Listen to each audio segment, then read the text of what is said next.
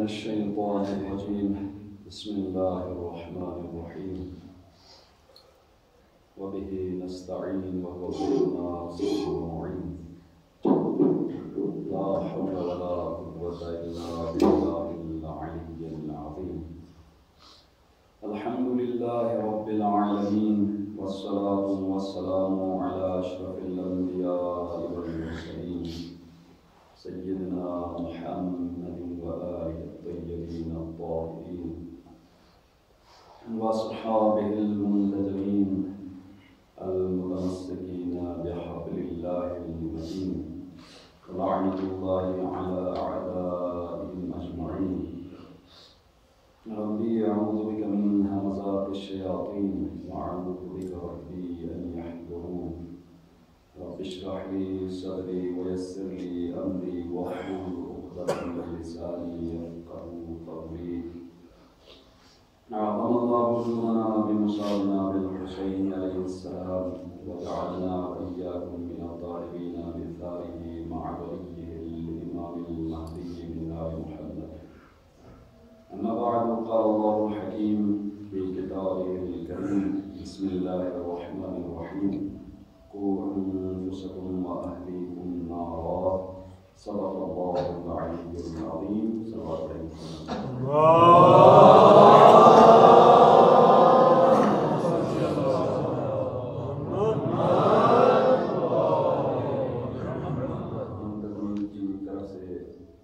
ایک اعلان ہے وہ پارکنگ کے حوالے سے میرے خیال میں انہوں نے جگہ مختص کی ہے موٹر سائیکل اور گاڑیوں کے لیے تو جو یہ جوان آپ لوگ کہتے ہیں اس کا انشاءاللہ عمل کریں گے تاکہ کوئی بدمزگی نہ ہو اور پارکنگ کا مسئلہ حل ہو جائے. ثانیاً مجالس سے آزاد حل چل رہی ہیں اور بہت سارے مومنین احباب انٹرنیٹ کی دنیا میں بھی ان مجالس کو ملاحظہ فرما رہے ہیں اور میں نے پہلی مجلس میں کہا تھا کہ ان مجالس کو انٹرنیٹ کی دنیا تک پہنچانے کے پیچھے سید مقاومت حسن نصر اللہ کا وہ فرمان ہے جس میں وہ کہتے ہیں کہ میں آپ کو دعوت دیتا ہوں کہ آپ اپنے سوشل میڈیا کے اکاؤنٹس کو ممبر حسینی میں بدل. تو ہم نے یہ ٹیم سے کوشش کی دوستوں کی طرف سے بھی یہ تقاضا تھا کہ مجالس سوشل میڈیا پہ اپلوڈ کی جائے. اپلوڈ کر رہے ہیں لیکن انفارچونیٹلی کل کی مجلس اس کی ریکارڈنگ نہ ہو پائی تو اس لیے کل جو عرائض آپ کی خدمت میں پیش کیے ہیں تھوڑا سا آپ کو پیچھے کا سفر میں کرانا چاہوں گا انشاءاللہ. اکارڈنگ البتہ نقطہ جو عرض کیا ہے نکات یا پوائنٹس وہ وہی ہوں گے. اس کے تشریح میں اگر دو چار باتیں ہوں گی تو یہ انشاءاللہ ہمارا آپ سے وعدہ ہے کہ کل والی بات نہیں دہرائیں گے, نئی بات ہوگی. اور اگر دہرانی ہے تو تذکر مومنین کے لیے قرآن کی روشنی میں مفید ہے. انشاءاللہ ساتھ دیں گے اور ہم سب نے مل کے پیغام حسین کو سمجھنے کی کوشش کریں گے. ایک دفعہ آواز بلند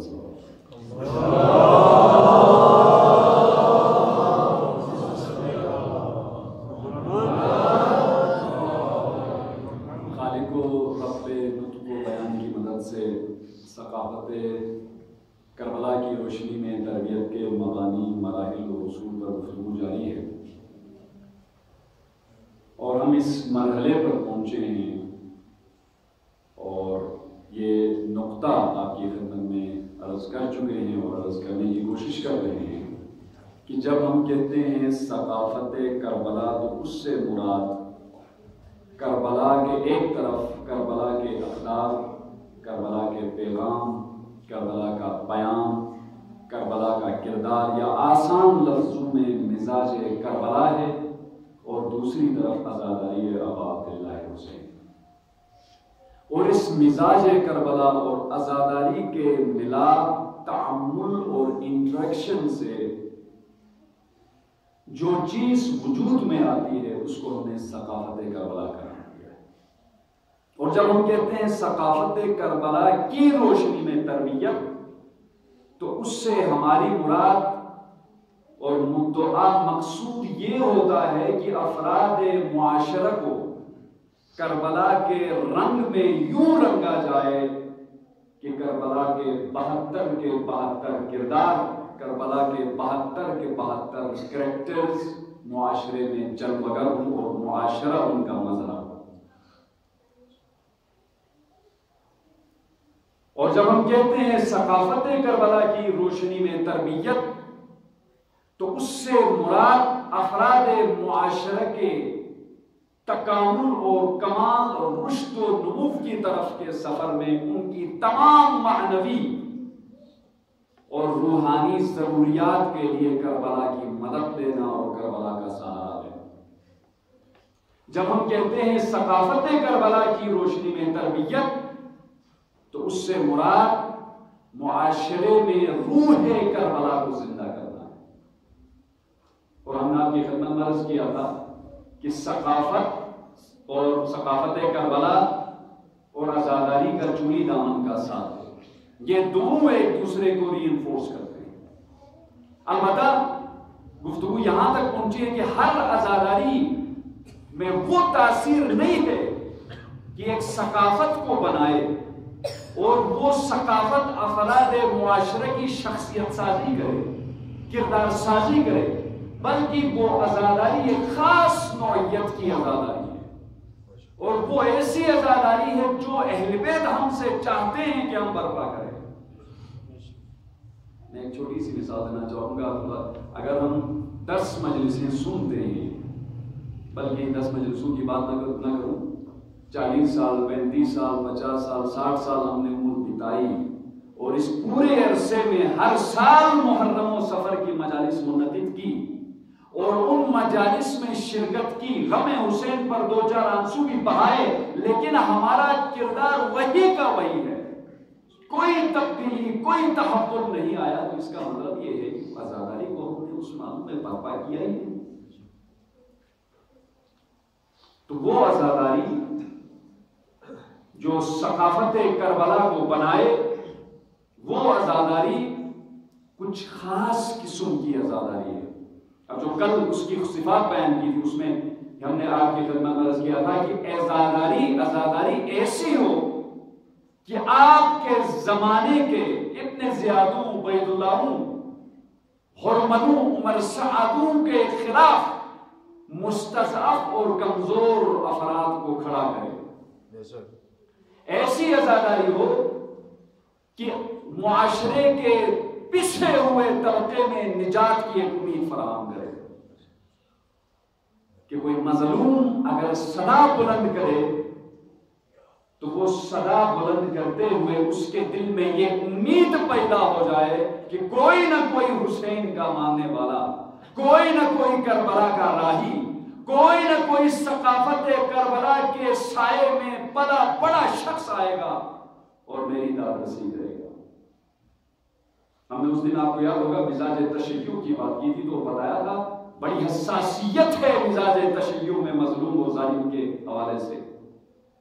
حدیث میں کہا گیا ہے اگر کوئی مسلمان تمہیں پکارے مدد کے لیے اور تم اس کی مدد استطاعت کے رکھنے کے باوجود نہ کرو، تو سمجھ لینا کہ تم نے اپنی عاقبت کو تباہ کیا، برباد کیا۔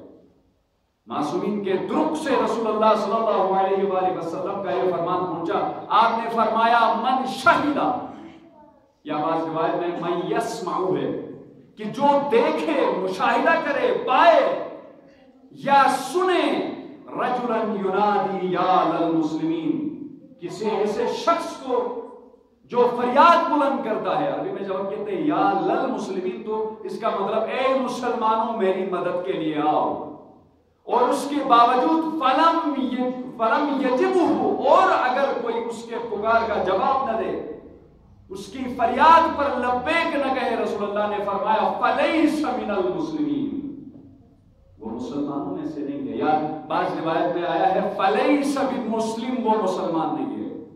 بس یہاں پہ میں ایک بات آپ کی خدمت میں عرض کروں گا، آج فلسطین کے مسلمان پکار رہے ہیں یا للمسلمین، آج لبنان کے مسلمان پکار رہے ہیں یا للمسلمین، آج شام، افغانستان، مسلمانوں کے کئی ممالک سے آواز بلند ہو رہی ہے یا للمسلمین، اور مسلمان ہیں کہ یہودیوں کے ساتھ جا کے فرینڈشپ، دوستی اور محبت کے رشتے استوار کرتے ہیں، بتائیے وہ کہاں ہے مسلمان کو؟ میں نے جو بات آپ کی خدمت میں بار بار عرض کر رہا ہوں، تشیع میں امتیاز ہے۔ آج یا للمسلمین کی صدا پر اگر کوئی بلند کر رہا ہے تو وہ حسین کا چاہنے والا ہے، وہ ایسا گروہ ہے، ایسی جماعت ہے کہ جن کی خمیر میں کربلا ہے، جن کو کربلا کی گٹھی دی گئی ہے۔ دیکھیے آج کون فلسطین کی مدد کر رہا ہے؟ ہم دیکھتے ہیں فلسطین کی مدد کرنے والے وہ لوگ ہیں جنہوں نے لبیک یا حسین کا نعرہ ساری دنیا میں متعارف کرایا، جنہوں نے لبیک یا حسین کا معنی سمجھایا، جو دنیا کے ہر طاغوت، ہر ستمگر، ہر جابر، ہر غاصب کے مقابلے میں سیسا پلائی دیوار کی طرح کھڑے۔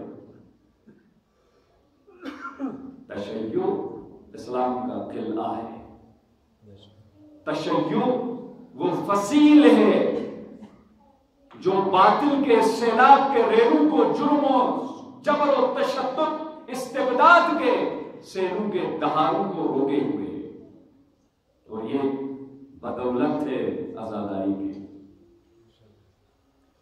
اور یہ کل نقطہ آپ کی خدمت میں عرض کیا تھا، اس کو میں ریپیٹ ضرور کرنا چاہوں گا۔ منطق کربلا میں آدھا حسینی اور آدھا یزیدی کی فلسفی کا فرما نہیں ہے، یہ نظریہ، یہ نقطہ رد ہے۔ ایسا نہیں ہے کہ کوئی شخص حسین پر روئے لیکن وہ کردار میں یزید جیسا ہو، خدا نخواستہ۔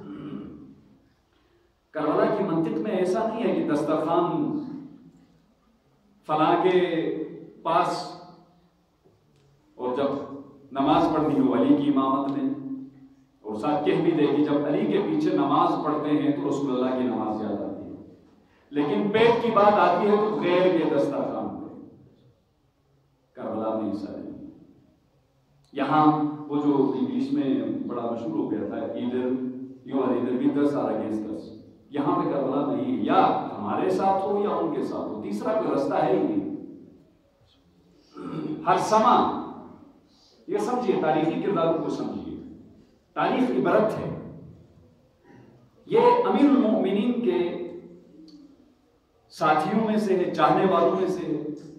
جنگ صفین میں امیر المؤمنین کے لشکر کے سرداروں میں سے، آج کی زبان اگر بولوں تو کمانڈروں میں سے ہے۔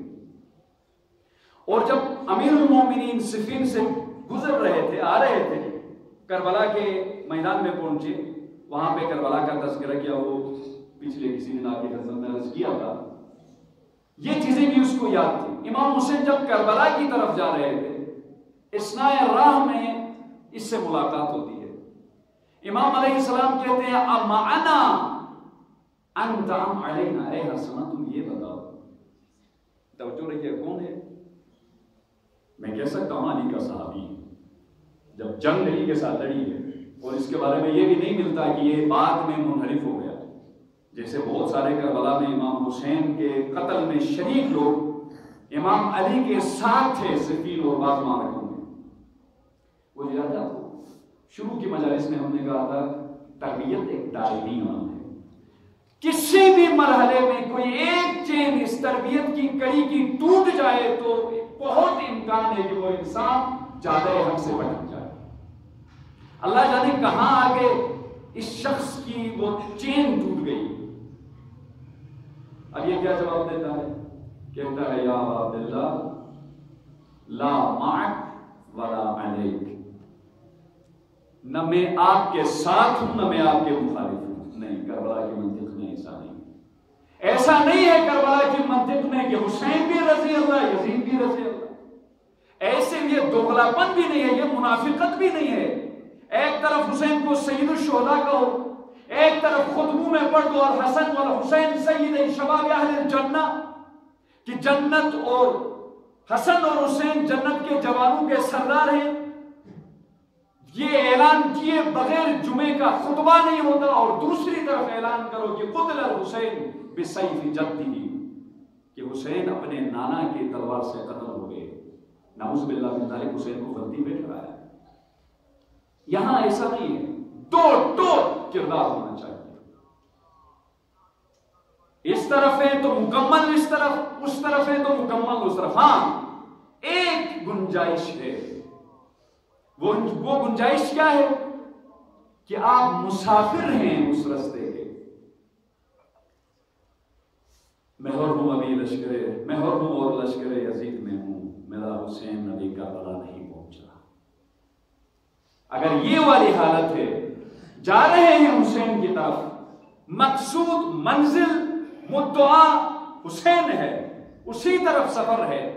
اس سفر کے دوران اگر تھوڑی سی انسان دائیں بائیں طرف بٹکے تو اس کی گنجائش ہے. ایسے پھر جب دربار میں آ جاتے ہیں، بارگاہ میں آ جاتے ہیں، تو وہ دونوں باہیں پھیلا کے قبول کرتے ہیں. اور کی مثال ہمارے سامنے. اب آج ہی میں نے ایک ویڈیو کلپ دیکھی ہے اور آپ کی خدمت میں عرض کروں گا کہ ادھر you are with us or against اس. بڑی خوبصورت کلپ، اور اس کو دیکھتے ہوئے میں نے 2-4 دفعہ دیکھا، بڑا لطف بھی آیا اور مطلب آفیدہ بھی ہو گیا. آپ نے حضرت مختار پر بنی فلم دیکھی ہوگی، مختار نامہ. کسی زمانے میں بڑی مشہور ہوا کرتی تھی. آج کل تو اردو راضی آ گیا ہے، تو اس نے وہ مختار نامے کو بس کچھ ڈال دیا. مختار نامہ بالائے طاق ہے. وہاں پہ جس بندے نے حرملہ کا کردار ادا کیا تھا، اس بندے کا آپ یوٹیوب پہ دیکھ سکتے ہیں. آپ ٹائپ کریں مختار نامہ اور بریکٹ میں ان ریئل لائف، اس طرح کا کچھ لوگوں کی بات ہوگی، لیکن میرے خیال میں کوئی آدھا منٹ کی یا 1 منٹ کی کلپ ہے. اللہ اکبر. دیکھیے نا، آپ نے واضح کرنا ہے کس طرف ہے، اور یہ ہمیں بتاتا ہے کہ کسی طرف ہونا کسے کہتے ہیں. انٹرویو میں وہ یہ بتا رہا ہے کہ جب میں نے حرملہ کا کردار کیا، کر میں اپنی امی کے پاس آیا، امی نے کہا کہ تمہارے ہاتھ ٹوٹ جائیں. تمہارے ہاتھ ٹوٹ کیوں نہیں گئے کہ تم نے اصغر کی طرف تیر پھینکا. توجہ کیجیے گا، پھر مووی کا ایکٹر ہے. تو یہ انٹرویو میں کہتا ہے میں نے اپنی امی سے کہا، مادر گرامی، وہ ایک فلم ہے، مجھے ایک کردار ملا ہے، وہ میں کر رہا ہوں، حقیقت میں کچھ بھی نہیں ہے. کہتا ہے میری ماں بڑی سادہ دل نہیں، پھر بھی کہنے لگی لیکن تم نے تیر تو پھینکا تھا، اور ناراض ہو گئی، افسوس کا اظہار کیا. جو کر رہے آپ جب حسین کے ساتھ ہوتے ہیں تو آپ یہ گوارا نہیں کر سکتے ہیں کہ کوئی فلم کے لیے کہ حرملہ کا کردار ادا کرے، کوئی کسی ڈرامہ سیریل کے لیے، تاریخی کوئی مووی کے لیے بھی کسی غیر کا کردار کرے. یہ بھی قبول نہیں ہوتا ہے. اس کو کہتے ہیں تربیت. یہ ہے ثقافت کربلا کی روشنی میں تربیت. کاش کہ ہماری مائیں بھی ایسی ہیں کہ جب بیٹا مجلس کے لیے نہ جائے اور ماں کو پتا چلے کہ بیٹا مجلس کے لیے نہیں گیا تو ماں کا دل ٹوٹ جائے، ماں کی آنکھیں اشکبار ہو جائے. باپ کو پتا چلے کہ بیٹا گھر میں بیٹھا رہا، ڈرامہ دیکھتا رہا یا دوسری کسی مصروفیت میں کام میں لگا رہا، مجلس آباد اللہ میں شرکت نہیں کی، تو باپ اس سے ناراض ہو جائے، بات نہ کرے. اگر سودا صرف لینے بچہ جاتا ہے دکان اور 5 روپے کا نقصان کر کے آ جاتا ہے تو نہ جانے کتنے دنوں تک منہ بگاڑ کے بیٹھتے ہیں بیٹے سے، بچے سے، لیکن پرواہ نہیں کہ بچہ حسین کی مجلس میں جا رہا ہے یا نہیں جا رہا ہے. کہتا ہوں ثقافت کربلا کی احیاء کی ضرورت ہے. جب ہم احیاء کریں گے ثقافت کربلا کی تو اس قسم کی چیزیں ہوں گی. پھر ہم نے کہا تھا اس ثقافت کے لیے جو عزاداری ہو وہ ایسی عزاداری ہو جو نفی کرے مزاج کوفہ اور مزاج شام. پھر ہم نے وہ خصوصیات بھی بتائی تھی، چونکہ کل بیان ہوئی ہیں اس کی طرف میں نہیں جاؤں گا، اگرچہ جو نئے مومنین ہیں ان کے لیے شاید یہ مفید ہوگی. اور پھر کہا تھا ایسی عزاداری ہو جو آنسو کی قیمت کو شہید کے خون سے بڑھا دے. ایسی عزاداری ہو جو قتل حسین سے مومنوں کے دلوں میں پیدا ہونے والی حرارت کو شعلہور کر دے. ایسی حرارت انقلاب انگیز حرارت پیدا کرے. میں نے کل آپ کی خدمت عرض کیا تھا کہ وہ حرارت صرف ایسی نہ ہو کہ پگھلا کے جذبات کو دو چار آنسو نکلوا دے، بلکہ ایسی حرارت ہو جو بارود بن کے باطل کے جو نظام ہے ان کو ختم کرے۔ وہ پھر یہ بھی کہا تھا کہ فرش عذاب میں عزادار جو آنسو بہاتا ہے وہ شہید کے خون سے رتبے میں کم نہیں ہے۔ البتہ 3 شرطیں ہم نے آپ کی خدمت میں عرض کی، یہاں تک ہم کل پہنچے تھے کل کی مجلس میں، اور اس میں ایک شرط آپ کی خدمت میں بیان ہوئی تھی۔ پہلی شرط یہ تھی کہ اس آنسو کو شہید کے خون کے ہمپلہ بننے کے لیے ضروری ہے کہ جو شخص اس کو بہا رہا ہے وہ امام کی معرفت رکھتا ہو۔ کون سی معرفت؟ کہانی آپ کو واقعہ سنایا، ہارون مکی جیسی معرفت امام کی، نہ کہ حسن خراسانی جیسی معرفت۔ ایسی معرفت میں اگر بندہ مر جاتا ہے تو پھر مات شہیدہ وہو علی فراشہ، بستر پر مرا ہے تب بھی شہید کی موت ہے۔ دوسری چیز جو اس آنسو کو گرا بہا بنانے کے لیے ضروری ہے وہ ہے خلوص، ایسا خلوص کی ذات و ذاتیات کی تمام کثافتوں کو پا کر کے انی معکم لا مع غیرکم کا اعلان کرنے پر عزادار کو مجبور کر دے۔ خلوص کا جو معنی بیان ہوا ہے 2-4 معنی ہیں، ایک معنی بڑا جاذب ہے اور وہ معنی کیا ہے؟ وصول۔ الخلوص بمعنی الوصول، وصول یعنی وصال، وصال یعنی پہنچنا، ملنا۔ جب عربی میں کہا جاتا ہے کہ ایک چیز خلص الیہ الشیء، تو اس کا مراد، اس کا مطلب یہ ہوتا ہے کہ وہ چیز اس شخص تک پہنچ گئی۔ اب اہل بیت اطہار علیہم الصلوۃ والسلام تک پہنچنے کے لیے خالص ہونا ضروری ہے۔ تمام تر برائیوں سے، اپنی ذاتی مرضیوں سے انسان پاک ہو جا کے اہل بیت کی طرف جائے تب وہ قبول کرتے ہیں، اور وصول کے لیے بھی شرط یہی ہے۔ اب وصول الحسین کی کہ 2 مثال نمونے آپ کی خدمت میں پیش کروں گا، اگر آپ جاگے ہیں تو ایک دفعہ بابا زبان صاحب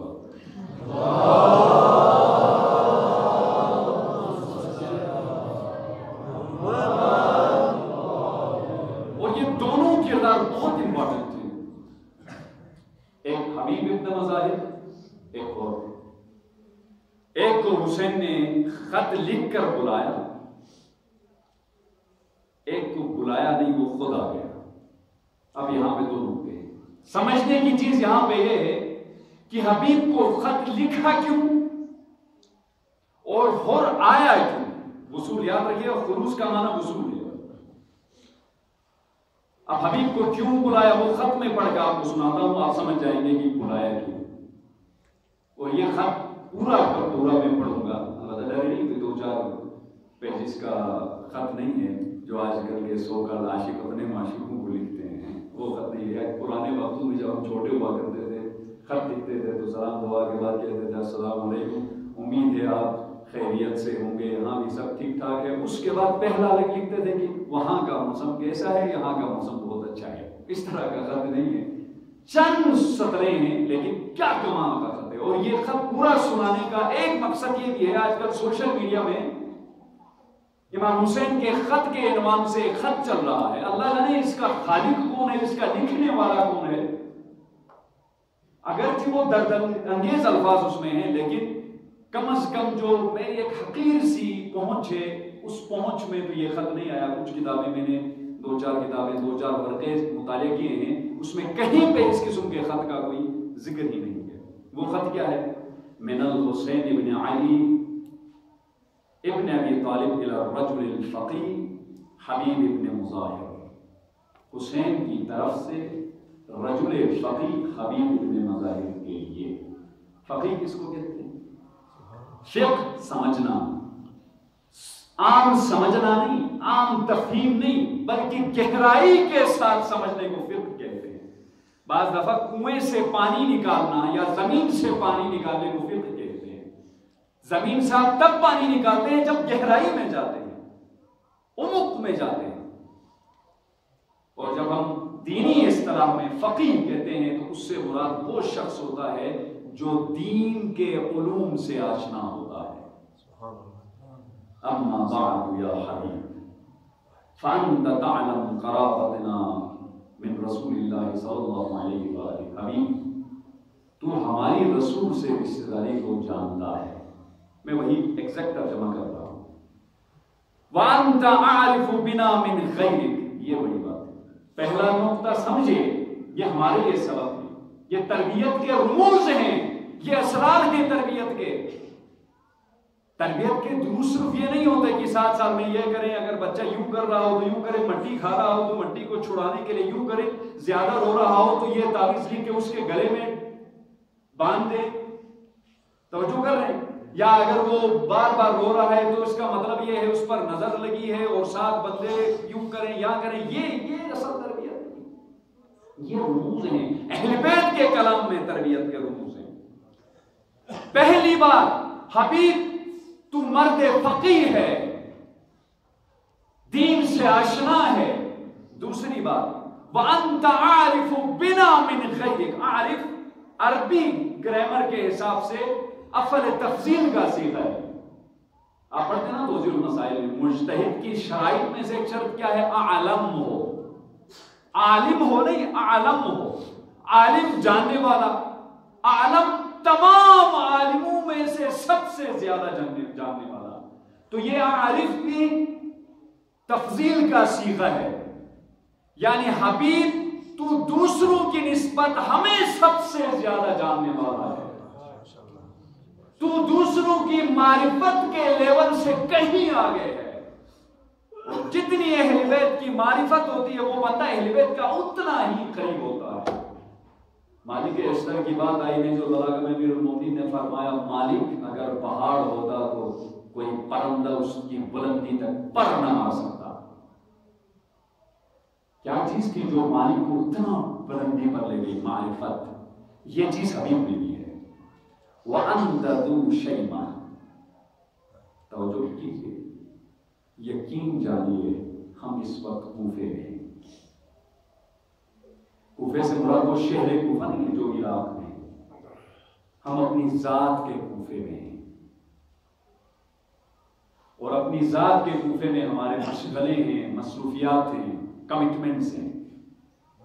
جب تک یہ اس خط میں حسین نے جو حبیب کی صفتیں بیان کی ہیں وہ صفتیں ہمارے اندر پیدا نہیں ہوں گی, حسین کا بلاوا ہی نہیں آئے گا. یہی وجہ ہے. میں چھوٹی سی مثال دیتا ہوں, مقصد حسین کی طرف دعوت کی بات نہیں کروں گا, سمپل سی چھوٹی سی بات کروں گا, بڑی چھوٹی سی بات. اگر کسی نے جاننا ہو کہ مجھے وہاں سے خط آتا ہے کہ نہیں, کبھی کوئی لفافہ حسین کی معرفت اور ولا کا سٹم لگا ہوا مجھے ملتا ہے کہ نہیں, تو ایک جو چھوٹا سا طریقہ ہے, چھوٹی سی کسوٹی ہے جانچنے کا, وہ یہ ہے کہ اپنے دل میں دیکھو کبھی حسین کے قبر کی زیارت کی تمنا پیدا ہوئی ہے. کتنے ہم میں سے لوگ ہیں جن کے پاس ماشاءاللہ ٹھیک ٹھاک وسعت ہے, استطاعت ہے, صرف جانے کی بات نہیں. بہت سارے ایسے ہیں وہاں جا کے ساری عمر بتانا چاہیں تب بھی وسائل ہیں لیکن جا نہیں رہے. پرابلم وہاں نہیں ہے, وہاں سے نہیں ہے, وہاں سے تو دروازے کھلے ہیں. پرابلم یہاں ہے. حبیب کی سی صفات پیدا ہوں گی تو پھر وسائل نہ بھی ہوں گے تو وسائل پیدا ہوں گے. انت ذو شیمہ, اچھا اخلاق والا ہے حبیب, تو بد اخلاق نہیں ہے. بس تربیت ہو گئی. ہم نے جو گفتگو کی ثقافت کربلا کی روشنی میں تربیت یہی ہو گئی. مضمون مفہومات تک پہنچ گیا. کل ہی میرے بڑے ایک عزیز دوست نے کہا کہ آپ کا موضوع جو ہے وہ ثقافت کربلا کی روشنی میں تربیت کے مبانی, مراحل و اصول ہے, لیکن ابھی تک آپ نے تربیت پر گفتگو نہیں کی. تو میں یہ عرض کروں گا یہی تربیت پر گفتگو ہے. ابھی تک جو گفتگو ہم کر رہے ہیں وہ تربیت کی بنیادوں کے اوپر ہم گفتگو کر رہے ہیں. وغیرہ تو صرف اچھے اخلاق کا مالک نہیں ہے, غیرت مند ہے. تو مومن غیور ہوتا ہے, اور غیرت مند جب ہم عام طور پر سنتے ہیں وہ بڑا غیرت مند ہے تو اس سے مراد ماں بہن کی عزت و عفت کے حوالے سے غیرت مند نہیں. وہ بھی غیرت مند ہونے کا ایک مظہر ہے, ریفلیکشن ہے, لیکن جب غیرت مند کہا جاتا ہے تو اصل غیرت مند وہ ہے کہ جو برائی کے مقابلے میں غیرت مند ہو، جو گناہ کے مقابلے میں غیرت مند ہو۔ حبیب تو اچھا اخلاق والا ہے اور تو غیرت والا ہے، فلا تبخل علینا بنفسک، اب اتنی صفات والا ہے تو پھر اپنی جان کو ہم پر قربان کرنے میں بخل سے کام مت لینا۔ یہاں پہ 2 منٹ 2 سیکنڈ مجھے دیجیے، رک کے ایک خاتون کا کردار بھی آپ کی خدمت میں پیش کروں۔ اور ایک مجلس میں نے کہا تھا ثقافت کربلا میں اگر 50% مرد کا حصہ ہے تو 50% عورت کی کنٹریبیوشن بھی ہے۔ عورتوں کو نکال کے آپ ثقافت کی بات کرتے ہیں، کربلا ہی سمجھ میں نہیں آتا۔ اگر زینب نہ ہوتی تو شاید پیغام حسین کربلا میں ہی دفن ہوتا۔ اگر زینب کے وہ شولور خطبے نہ ہوتے تو شاید آج تاریخ میں یزید سر اٹھا کے بیٹھا ہوتا، آج تاریخ یزید کو پائمال نہ کرتی، آج مسلمان کوئی یزید کو لعنتی کہنے کی جرات نہ کرتا، آج ہماری محفلوں سے یزیدیت مرد آباد اور یزید مرد آباد کے نعرے بلند نہ ہوتے۔ یہ زینب کی دین ہے۔ عورت کو کیسے آپ نکال سکتے ہیں؟ وہ جو رخساروں پہ ہاتھ رکھ کے سکینہ نے فریادیں بلند کی ہیں بابا بابا کہ خدا کی قسم انہی فریادوں نے لاکھوں کروڑوں یزیدوں کو تاریخ کے سمندر میں ڈبو کے ہلاک کر دیا۔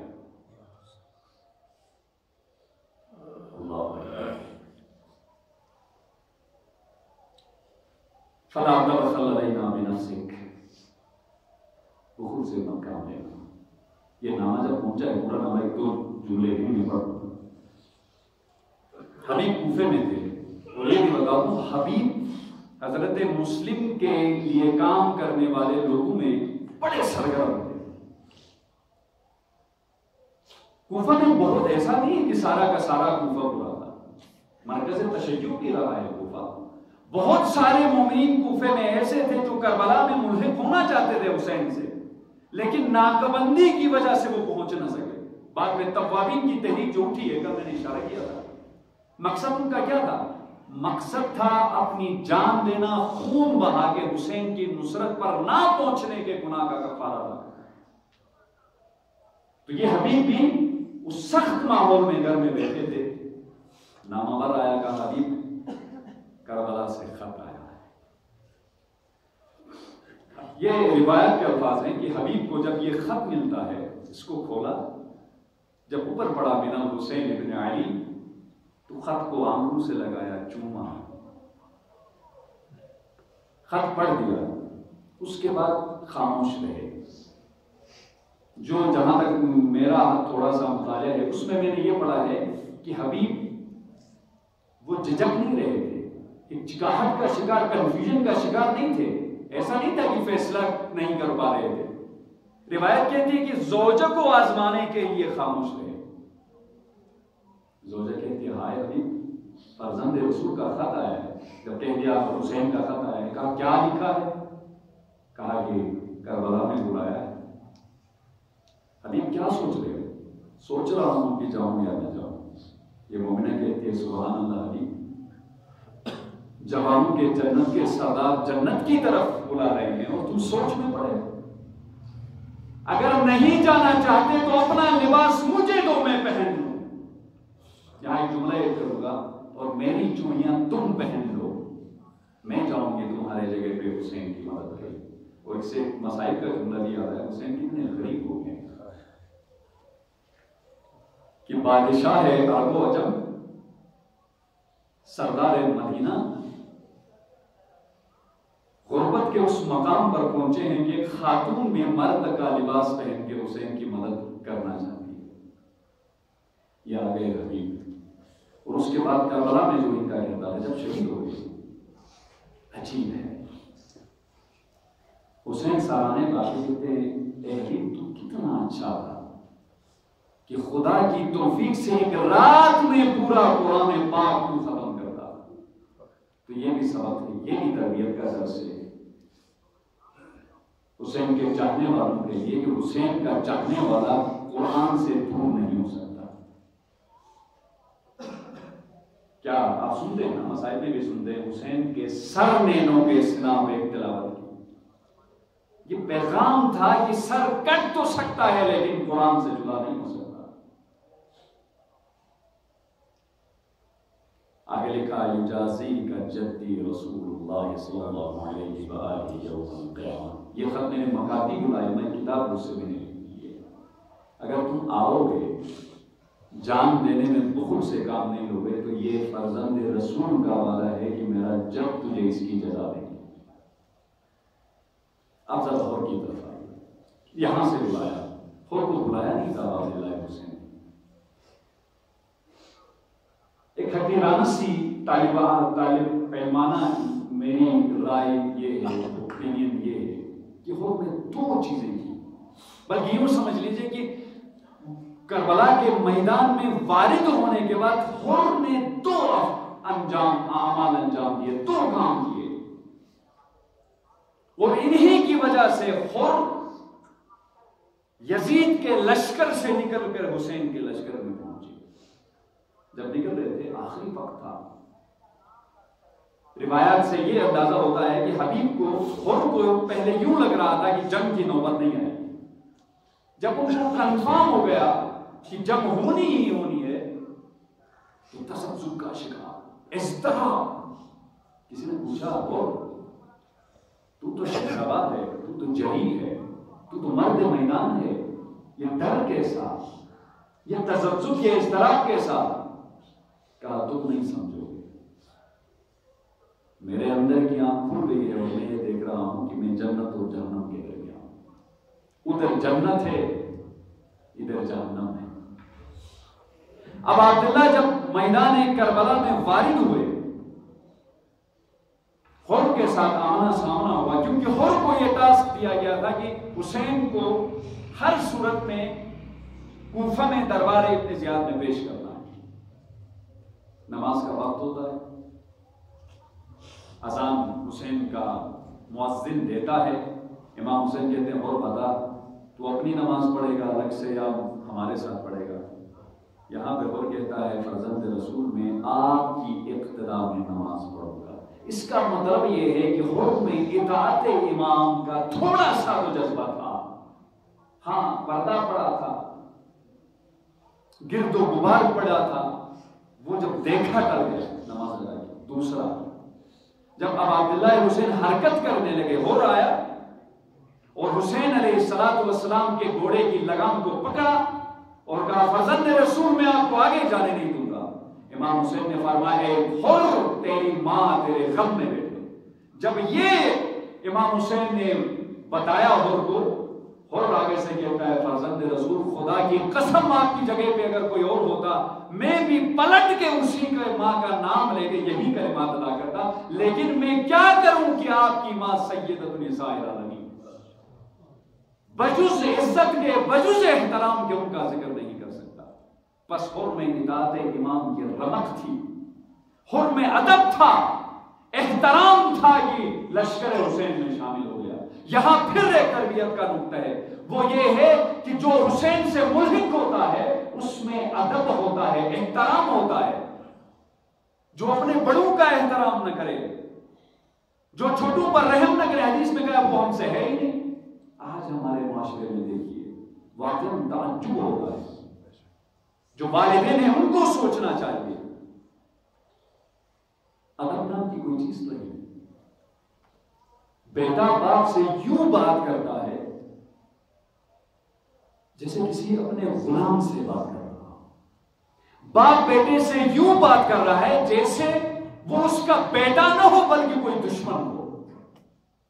وہ آنکھوں میں چبا ہوا کانتا ہے بیٹا، نہ ماں کو بیٹی کی عزت و احترام کی فکر، نہ بیٹی کو ماں کے مقام و رتبے کی قدر۔ ایک عجیب بدتمیزی ہے ہمارے معاشرے میں۔ عجب ہے، ہم مجلسیں بھی پڑھتے ہیں، عزاداری بھی کرتے ہیں، لیکن اس کے باوجود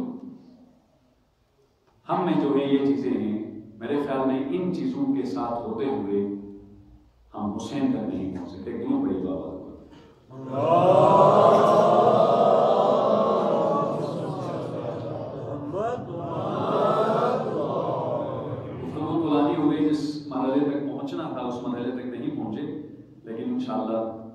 یہ باتیں بھی ہمارے لیے تربیت کے حوالے سے بڑی اہم ہیں. گفتگو کو ہم فی الحال مزید آگے بڑھنے سے روکتے ہیں اور میں آپ کی خدمت میں ادب کی بات کرتا تھا، احترام کی بات کرتا تھا. جب ادب کی احترام کی بات کرے تو اہل بیت کا گھرانہ، میں یہاں حسن، حسین، فاطمہ، علی کی بات نہیں کروں گا صلی اللہ علیہ اجمعین، اس لیے کہ وہ معصوم ہیں اور عام طور پر ہم کہتے بھی ہیں وہ معصوم ہیں، ان کا مقام ہم حاصل نہیں کر سکتے. حضرت ابوالفضل العباس سلام اللہ علیہ کو تو معصوم نہیں مانتے، ٹھیک ہے عصمت کے درجے پر فائز تھے، لیکن اس طرح سے معصوم نہیں ہے جس طرح سے حسن و حسین علیہ السلام معصوم. کیا تربیت ہے عباس کی! یہ خصائص عباسیہ میں آیت اللہ ابراہیم کلباسی ہے یا کلباسی، یہ مجھے ایگزیکٹلی نہیں پتا چلا، النجفی نے اپنی کتاب میں لکھا ہے کہ ابوالفضل العباس نے اپنی پوری زندگی میں امام حسین کو بائی کہہ کے نہیں بلایا. کیا کہتے تھے؟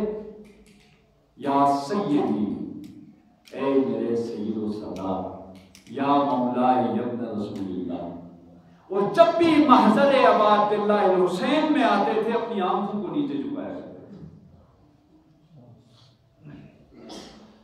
تربیت کا ایک اور نقطہ ہے، عام طور پر ہمارے معاشرے میں یہ سمجھا جاتا ہے اور کم وقتی سے ایسا حقیقت میں بھی ہوتا ہے، سوتیلا جو بھائی ہوتا ہے اس کو بھائیوں جیسا نہیں سمجھا جاتا ہے. خدا کا بات ایسا ہوتا ہے.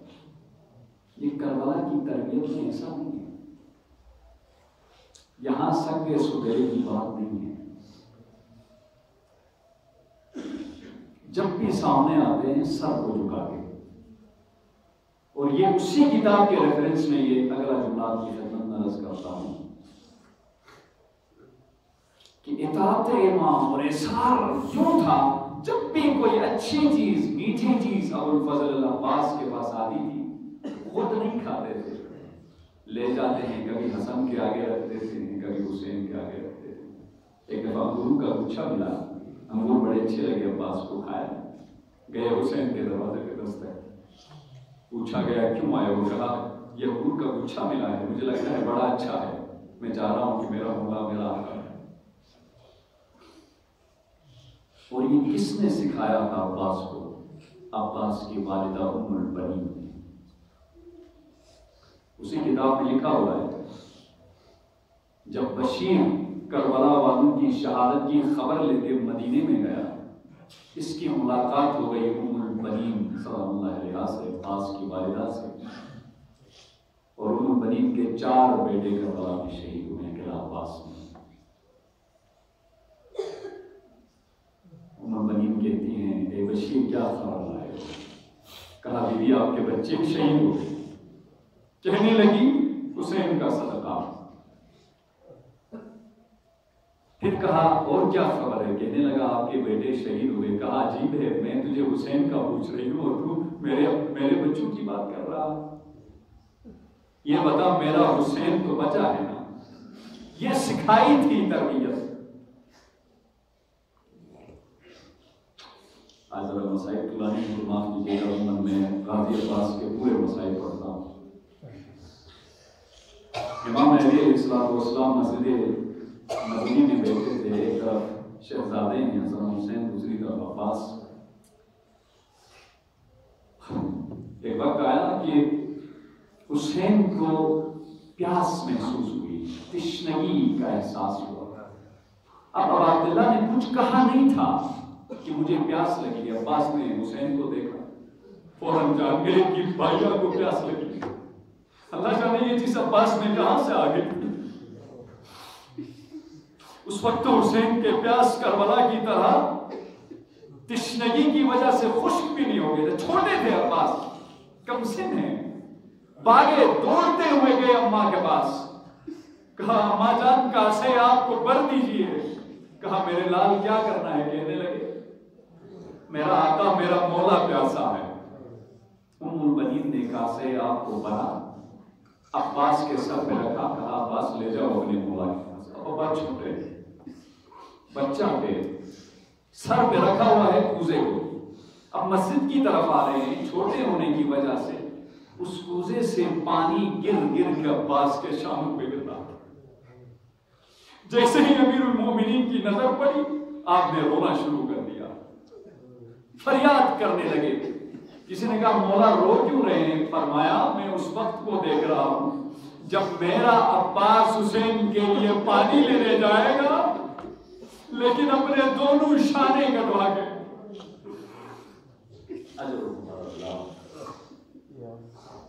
اب بہت ساری چیزیں عباس کی وفا کے بارے میں چھوڑ کے میں ڈائریکٹ کربلا میں جو مصیبتیں غازی پر پڑی ہیں وہ بیان کرتا ہوں۔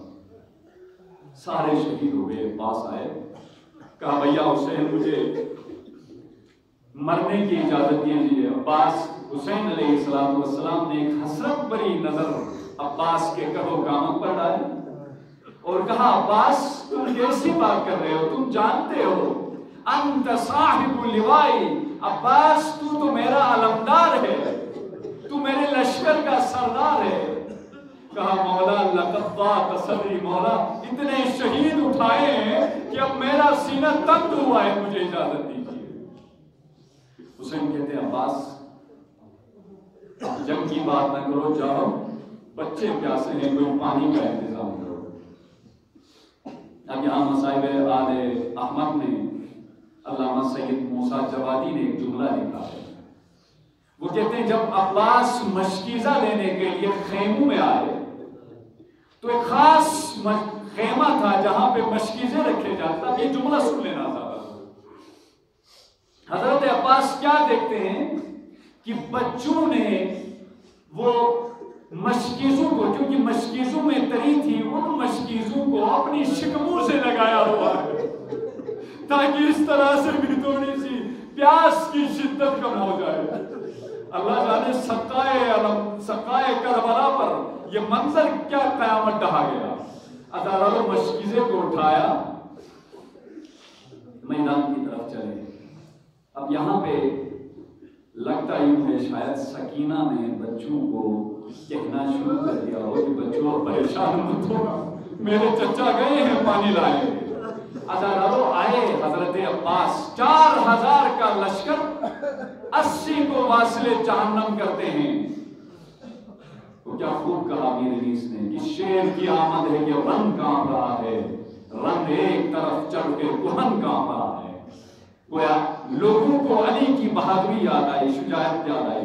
عباس نے گھوڑے کو فرات میں داخل کرایا، گھوڑے سے نیچے اترے، اپنے چلو میں پانی کو بھرا، پینے کا ارادہ ہی کر رہے تھے۔ فذکر عطش الحسین واہل بیتہ، عباس کو حسین کے سوکھے ہوئے لب یاد آئے، عباس کو سکینہ کے سوکھے ہوئے لب آئے۔ عباس نے کیا کر دیا؟ فرم الماء، اس فرات کے پانی کو فرات کے منہ پہ دے مارا اور خود سے کہا ھذا حسین شارب المنون تشربین بارد الماء، تشربین بارد الماء، اے نفس حسین پیاسا ہے، تو کیسے گوارا کرے گا اس پانی کو؟ اجرکم اللہ۔ عباس نے مشکیزہ بڑا شانوں پہ رکھا، خیمے کی طرف آ رہے ہیں۔ بس ایک خواہش دل میں ہے کہ کسی طرح سے پانی حسین کے اطفال تک پہنچے۔ ایک مقام پہ پہنچے، ایک ملعون نے وار کیا، بس ازادارو دائیں شانہ کٹ کے چلے۔ اجرکم اللہ۔ غازی عباس کا ایک لقب ہے باب الحوائج، حاجتوں کو خدا کی بارگاہ میں مستجاب کرانے والا۔ اگر یقین سے بہتی آنکھوں کے ساتھ حاجت مانگیں گے، عباس کی بارگاہ سے رد نہیں ہوگی انشاءاللہ۔ آگے بڑھے، مشکیزے کو بایاں ہاتھ میں لیا، تھوڑا سا آگے بڑھے، ازادارو ایک ملعون نے بائیں بازو پر ایسا وار کیا کہ بایاں بازو کٹ کے گرا۔ اس کے بعد ازادارو تیر ایک آیا، وہ عباس کی آنکھوں میں لگا، اب عباس کو کچھ دکھائی نہ دیا۔ عزادارو، عباس کے سر پر آہنی ایسا گرز لگا، عباس گھوڑے کی زین پر سنبھل نہ سکے۔ اب اپنی زندگی میں پہلی بار عباس نے حسین کو بھائی کہا او بھیا حسین میری مدد کو پہنچو۔ اجرکم اللہ، امانت مصائب پر معاف کر دیں گے عزاداروں۔ تو ایک اور روایت یہاں پہ بیان کروں۔ شیخ قاضی سندھی یہ خطیب تھے، عباس علمدار کے مصائب بیان کرتے تھے۔ ایک دفعہ ان کے پاس ایک بڑے متقی پرہیزگار عالم دین آئے اور کہا اے شیخ قاسم تجھ سے ابوالفضل العباس ناراض ہے اور تیرے لیے عباس نے پیغام بھیجا ہے۔ اس نے کہا کیوں ناراض ہے؟ کہا میں نے خواب میں دیکھا ابوالفضل العباس کی بارگاہ میں ہوں، عباس کہہ رہے ہیں یہ شیخ قاسم کو کیا ہوا ہے، یہ میرے مصائب کیوں نہیں بیان کرتا؟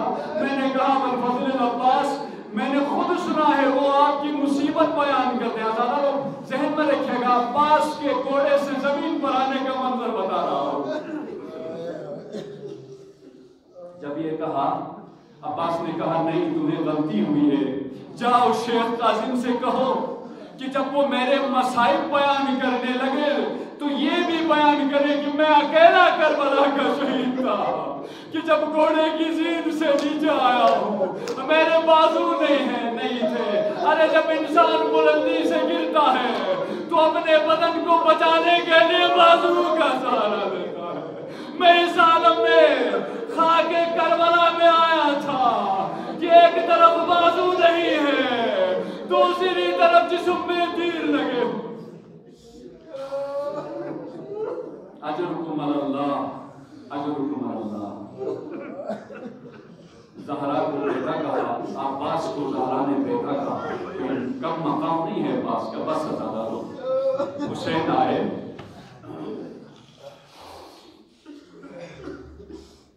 یہ وہ شہید ہے کہ جن کے لاش تک پہنچتے پہنچتے حسین کی کمر لاش کے قریب آ کے کمر پہ ہاتھ رکھ کے کہا ہائے عباس الان انکسر ظہری، عباس اب میری کمر ٹوٹ گئی۔ نوحہ بھی پڑھا عباس نے، اخی یا نور عینی یا شقیقی، ہائے میرا بھائی، ہائے میری آنکھوں کا نور، ہائے میرے وجود کا ٹکڑا۔ فلی قد کنت کالرکن الوثیق، عباس تم تو میرے لیے ایک موثق ستون تھے۔ ایا قمرا منیرا کنت عونی، اے بنی ہاشم کے چاند تم تو میرے مددگار تھے۔ علی کل النوائب فی المضیق، جب بھی کوئی پریشانی ہوتی تھا۔ اجازت دیجیے ہزاروں دو جملے بس۔ آئے عباس، آئے حسین، عباس کے سر کو، اب سر میں گرز لگا ہے، نہ جانے سر کی کیا۔ حسین نے عباس کے سر کو اپنی گود پہ رکھا، کیا دیکھا کہ آنکھوں میں خون بھرا ہوا ہے۔ اپنی عبا کے دامن سے عباس کی آنکھوں سے خون صاف کیا۔ جو پہلی چیز حسین نے دیکھی وہ عباس کے چھلکتے آنسو تھے۔ کہا بھائی تجھ پہ قربان، عباس یہ رو کیوں رہے ہو؟ عباس نے کہا مولا یہ سوچ کے رو رہا ہوں کہ ہر شہید کے سرہانے پہ آپ آئے، سر کو اپنی گودی میں رکھا، ہائے جب آپ شہید ہوں گے۔ اجرکم اللہ، انشاءاللہ یہ پرسہ بارگاہ سیدہ فاطمہ میں مقبول ہوگا۔ انشاءاللہ ام البنین کی روح آپ کو دعا دے گی۔ اللہ جانے دو اور جملے پڑھ پاؤں گا کہ نہیں۔ آنکھیں کھولی، پھر کہا بھیا حسین ایک حاجت، خصائص عباسیہ میں لکھا ہے حسین نے کہا عباس بولو کیا حاجت ہے؟ درس وفا بھی ہے کربلا میں، تربیت میں وفا بھی شامل ہونی چاہیے۔ کہا مولا مجھے خیموں میں لے کے مت جائیے گا، میری لاش کو۔ کہا عباس کیوں؟ کہا بھیا جب میں آ رہا تھا میں نے سکینہ سے کہا تھا سکینہ گھبرانا نہیں، چچا پانی رہو گا، اب مجھے شرم آ رہی ہے۔ بس ادا لو حسین عباس کو وہیں چھوڑ کے خیموں کی طرف آ گئے۔ سکینہ دوڑ کے آئی، نہیں پتا تھا سکینہ کو کہ چچا کے ساتھ کیا معاملہ ہوئے گا۔ بابا جان میرے چچا کی کچھ خبر ہے؟ پانی لینے گئے تھے، چچا ابھی تک نہیں آئے۔ حسین نے کہا سکینہ اب چچا کبھی نہیں آئیں گے۔ عزادار و زینب نے سنا، فریاد بلند کی، فرمایا الیوم نامت اعین لم تنام وتسہدت اخری وعز منامها۔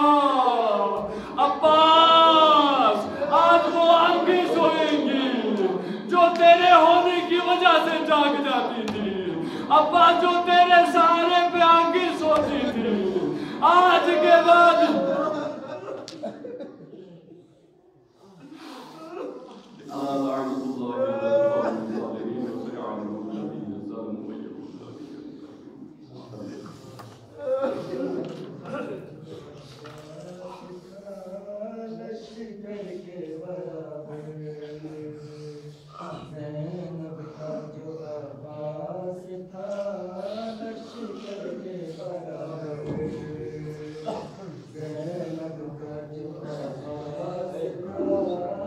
Oh